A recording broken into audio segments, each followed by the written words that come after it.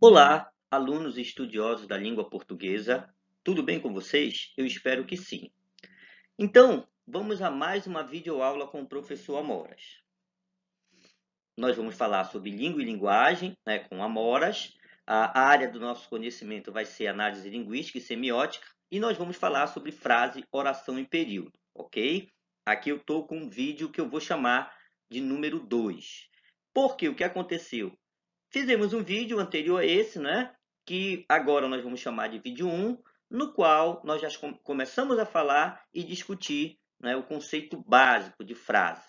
E aí eu vou lembrar, esse conceito, né, segundo o que eu entendo, ele tem tudo a ver com a questão da comunicação, pois nós só nos comunicamos por meio de frases, né, períodos e orações. E por meio desses elementos, nós construímos os textos, tá? Que nós usamos quando interagimos com outras pessoas, quer seja na linguagem verbal oral ou escrita. Beleza? Agora, o que é que eu vou lembrar? Já tinha falado que o conceito, né, que geralmente paira, né, por todas as gramáticas e estudos, né, sobre frase, que diz que frase é qualquer enunciado de sentido completo, e aí eu tenho a ideia de que uma palavra pode ser uma frase, ele não é muito razoável, porque, novamente, eu vou lembrar, uma palavra só pode ser frase se, de fato, ela transmitir comunicação. Então, não basta ter um sentido completo. Uma palavra só vai ser uma frase se ela estiver cumprindo, né, aquilo que é primordial a todas as línguas, que é comunicar. Beleza?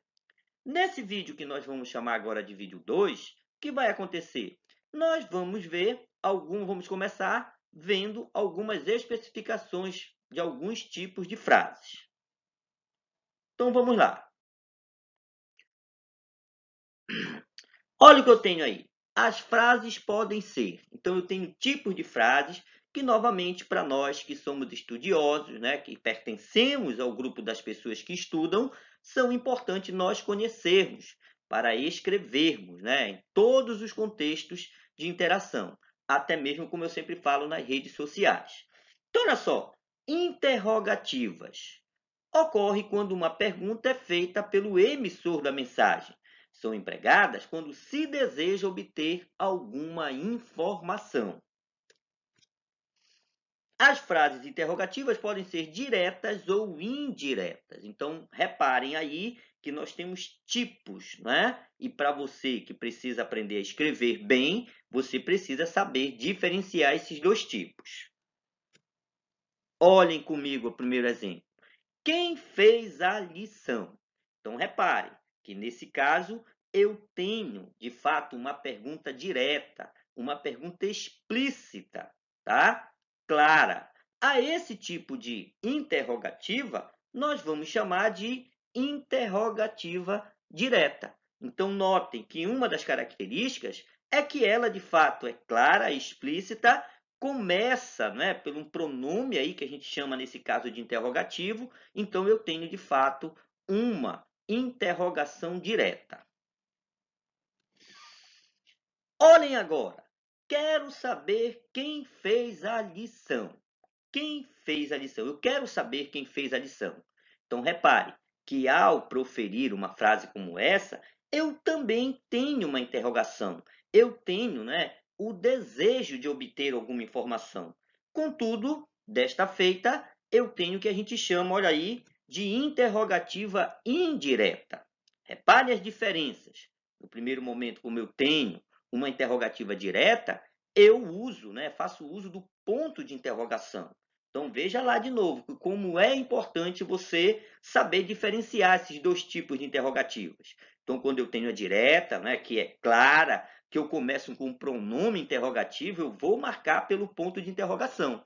Contudo, na interrogativa indireta, que não é uma pergunta explícita, vamos dizer assim, eu já não tenho ponto de interrogação. Eu vou marcar a frase com um ponto final, como qualquer outra frase. Entendido? Muito bem.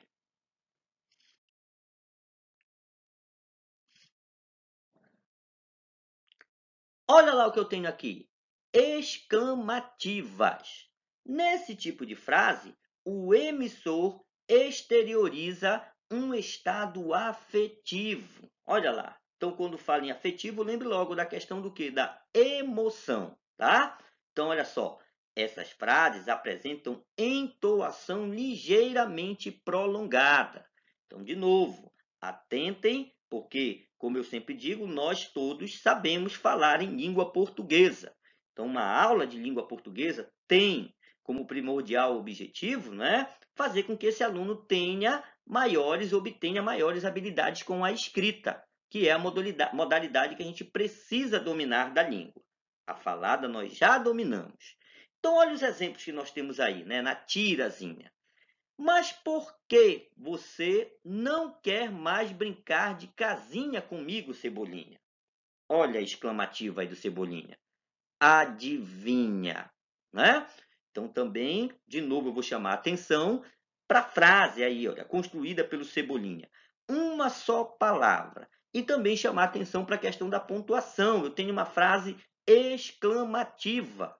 Então, lembre que sempre que você escrever uma frase exclamativa, você tem que usar o ponto de exclamação também, tá? Beleza. Olha lá o que eu tenho agora, as chamadas frases declarativas. E olha o que acontece. Ocorre quando o emissor constata um fato. Olha aí, algo que aconteceu. Esse tipo de frase informa ou declara alguma coisa. Esse tipo de frase informa ou declara alguma coisa.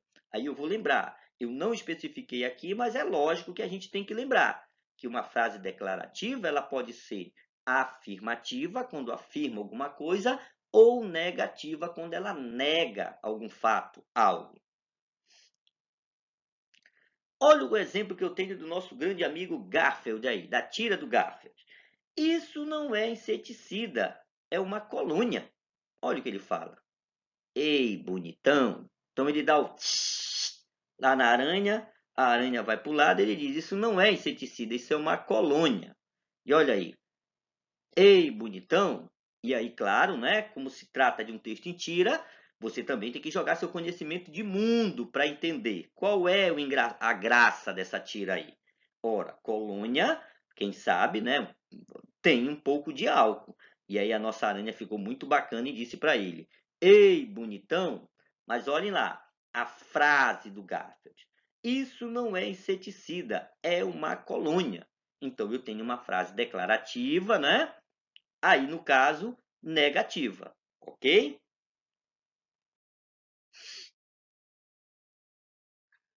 Eu tenho também, no mundo das frases, nos tipos de frase, das especificações de frases, o que a gente chama de frases optativas. Então, atentem para esse nome bonito aí.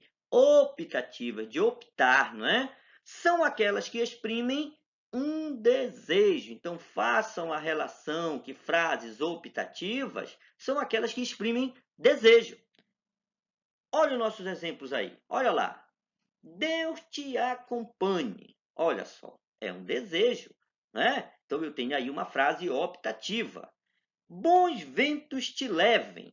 Também é um desejo. Então também nesse caso eu tenho uma frase nesse caso optativa. Olha o que eu tenho aí agora. Olha a dica. Então observe aí, pessoal, a dica que nós vamos mandar. Olha só. Toda frase deve ser iniciada por letra maiúscula e deve ser terminada com a pontuação adequada a seu tipo, ok? Então, de novo, o titio vai lembrar, não é? Existe um grupo de pessoas que muitas vezes não estudam, não estão preocupadas, né, em fazer as coisas direitinhas, e aí o que acontece? Elas costumam me escrever de qualquer jeito. E aí, de novo, vou falar de rede social, né? Então, quando você põe mensagem no Zap, quando você põe, né, mensagem no Face, onde quer que seja, em redes sociais aí, o que é que você tem que lembrar? Que sempre que você escrever uma frase, você tem que terminá-la com pontuação, ok? De acordo com a ideia, com a intenção que você, de fato, quer exprimir, beleza? Se eu tenho uma interrogação direta, logicamente que eu vou usar o ponto de interrogação. Se for indireta, eu posso usar apenas um ponto final. Se eu tenho uma exclamação, eu tenho uma ideia que marca emoção, né? Quer seja emoção boa ou ruim, eu tenho que saber usar o ponto de exclamação também. Então lembre, você é estudante, você pertence ao grupo de estudantes daquelas pessoas que, olha, sabem escrever. Então, cuidado. Você tem que decidir em que grupo você vai estar. Então, procure estar no grupo das pessoas que têm conhecimento, que sem dúvida é bem melhor. Então, procure escrever e lembrar que quando estiver escrevendo, mesmo na rede social, você tem que pontuar, ok? Não esqueça, a sua linguagem lhe identifica. Se a linguagem falada já lhe identifica, imagine a linguagem escrita. Então, você tem que mostrar como é que você escreve. A sua linguagem diz muito do que você é, ok? Continuando. Olha o exemplo que eu tenho aí. Então, veja aí. Um texto em tira, que geralmente, eu já falei isso para vocês, procura, olha lá, representar a linguagem escrita. Então, a fala dos personagens. Então, bora conferir aí essa questão do uso da pontuação. Então, olha a primeira fala, né, do nosso Garfield aí. Como você tá? Como você tá? Olha aí, eu tenho uma interrogação. Eu tenho uma interrogação. Então, eu tenho que ter o ponto de interrogação. A aranha diz para ele: horrível. Olha só. Outra frase exclamativa. E agora eu tenho o quê? O ponto de exclamação. Olha o que ela continua no segundo quadrinho. Estou com uma enxaqueca do capeta. Olha lá o ponto de exclamação de novo marcando o final da frase. E aí o Garfield diz o seguinte: bom, eu tenho aqui. Olha lá, agora eu tenho o uso das reticências, que também é pontuação no final da frase. E aí você sabe que nesse caso, as reticências ela indica uma continuação da ideia, uma suspensão, mas de uma ideia que continua.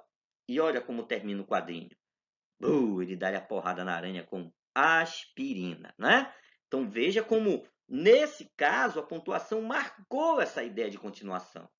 E aí, eu já falei para vocês, quando você não pontua, muitas vezes você não deixa claro o que você está falando, porque a pontuação, na linguagem escrita, ela estabelece significados que nós já sabemos marcar muito bem através da entoação na linguagem falada. Entendido? Beleza. Vamos continuar. Olha o que nós vamos ver agora, o conceito de oração. Então, até então, estávamos falando de frase, agora nós vamos falar de oração.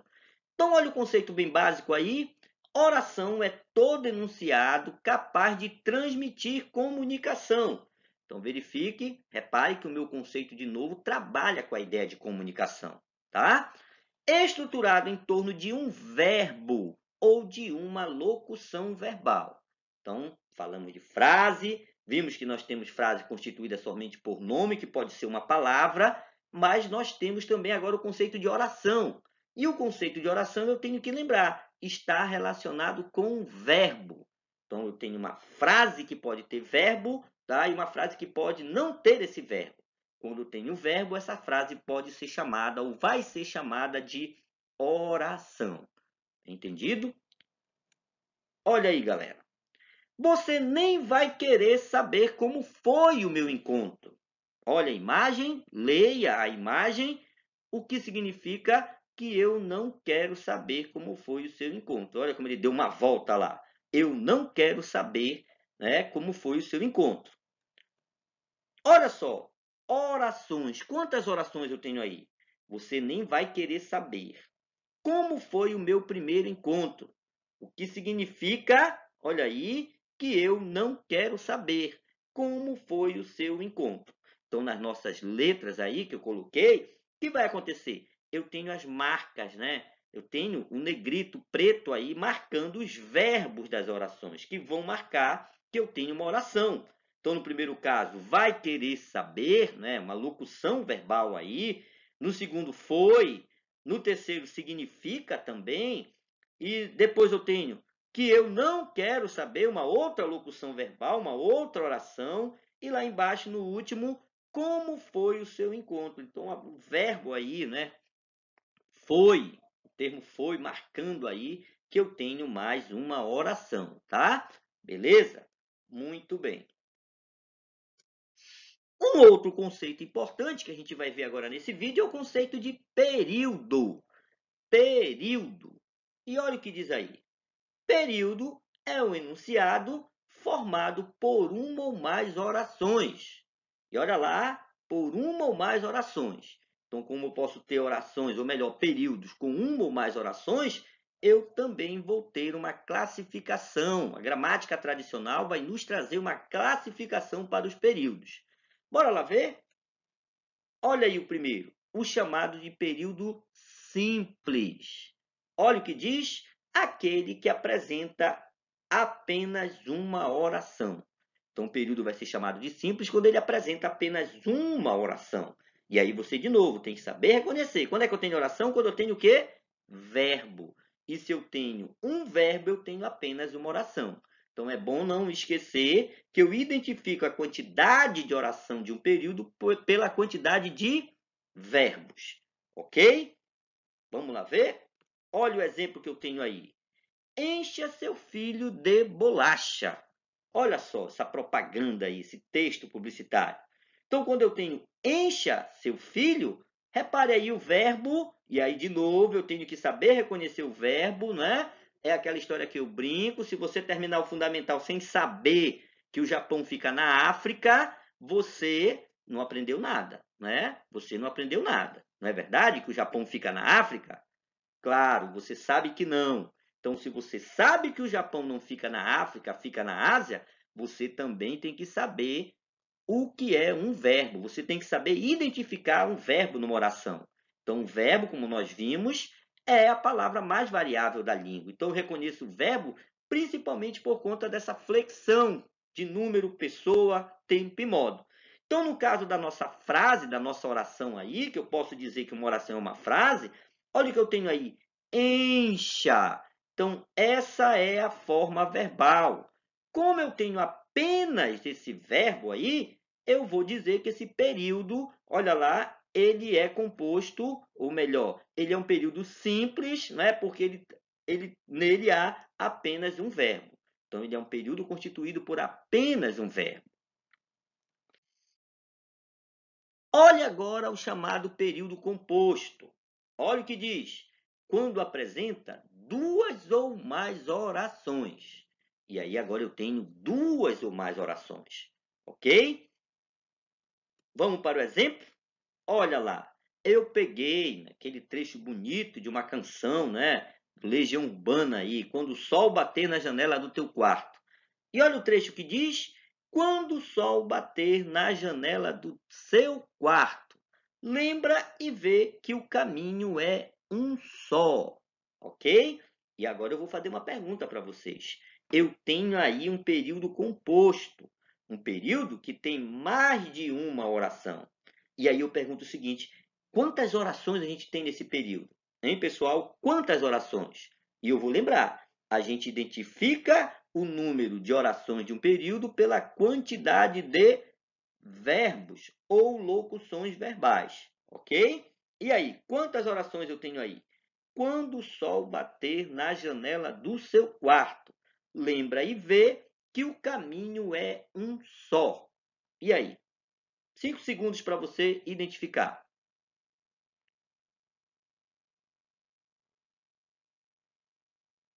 E aí, quantas orações nós temos nesse caso? Hein? Vamos ver? Olha só, a primeira oração apareceu aí em cima. Quando o sol bater na janela do seu quarto. Então, nesse primeiro momento aí, olha aí, nesse primeiro, vamos dizer assim, enunciado, eu tenho uma oração. Bater é o verbo, né? Bater. Olha lá agora, lembra. É outro verbo, quando eu começo essa outra oração. Lembra, tá? Então, eu tenho outra oração aí. Mais uma oração, quando eu tenho o verbo ver. Então, a terceira oração apareceu aí, né? Ver. E aí o titio vai lembrar. Esse trecho eu já trabalhei em aulas e como eu vi as pessoas errarem, porque pensam que a palavra caminho é um verbo, e nesse caso a palavra não está funcionando como verbo. Quando eu digo o caminho, eu tenho um substantivo, tá? Na verdade, olha lá, a quarta oração é: o caminho é um só. Então, o verbo ser aí, né? Na forma é de terceira pessoa. Então, vejam aí, para quem não acertou, né? Que eu tenho, na verdade, 4 orações. Então, muito bem para quem lembrou e acertou aí quais são, de fato, as formas verbais que aparecem nesse período, ok? Agora nós temos um último exemplo na tira de novo do Cebolinha, tá? Então, olha o que a Mônica diz. Ué, Cebolinha, não sabia que você rezava antes de comer. Espero que você goste da comida que eu fiz. Chamou Cebolinha lá de cima. Olha o que acontece. O anjo da guarda do Cebolinha foi comer o que, né, a Mônica havia preparado. Será que ele gostava da comida dela? Pelo amor de Deus, não é? Então, o que eu tenho lá embaixo para a gente ver? Primeiro, período composto. Então, nesse caso, eu tenho períodos compostos. E olha lá, comprova novamente essa tira que representa a linguagem falada, que nós só nos comunicamos por meio de texto e que, nesse caso, nós usamos frases, orações e períodos. Beleza? Olha lá, não sabia que você rezava antes de comer. Primeiro balão. Repare que eu termino de novo com ponto de exclamação aí. Então eu tenho, olha, 3 orações. Sabia, rezava e comer. Segundo período composto. Espero que você goste da comida que eu fiz. Novamente com ponto de exclamação. Então eu tenho aí, olha, 2 períodos, porque eu tenho os verbos gostar, goste e comida que eu fiz. Então eu tenho um período, ou melhor, períodos aí, né? Chamados de compostos, porque neles eu tenho mais de uma oração. Ok? A gente continua o nosso estudo no próximo vídeo. Até logo!